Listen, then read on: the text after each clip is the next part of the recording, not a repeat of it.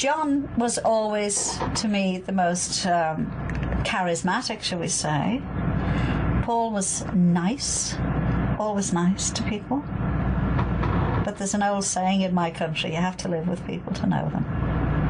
There is a very good side to Paul. There's a very nice side to Paul. I don't want to just talk to you about negative stuff, because he was very kind on many occasions.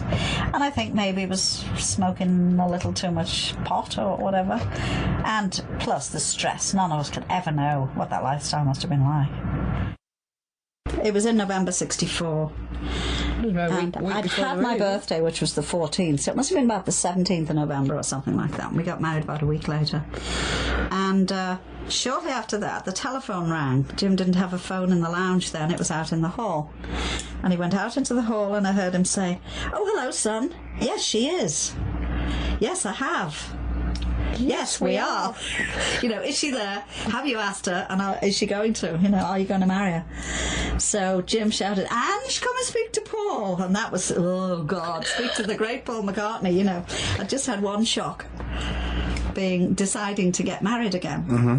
So I went out in the hall and said hello to Paul, and he said, "Oh, hello, my dad's just told me the news. You sound nice, actually."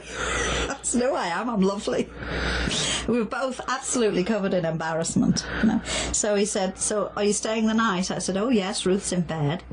He said, "Okay, well, I'll jump in the car and I'll be with you in about 3 or 4 hours. So, of course, that was time for me to pee my pants, practically, in anticipation. And then he drove up from London. What time did he get there? Oh, it was probably about 1 o'clock in the morning, I think. And when Jim knew he was imminent, he would always open the garage doors and the gates so Paul could drive right in. Put the lights out. You know, close the gates and come in through the back, in through the kitchen. Were there fans out? There weren't that particular night, as far as I know. But until about 10 or 11, then they'd go home. Yeah. And I was actually in the kitchen washing cups and saucers, because Jim and I had had yet another pot of tea. It's what the English always do in emergencies. They always make tea or drink scotch. And Paul came in through the kitchen and was very sort of, you know the way he moves from one foot to another when he's nervous like that. Just, "Oh, hi, Aunt, nice to meet you." "Oh, hey, she's nice, isn't she, Dad?" Oh, God.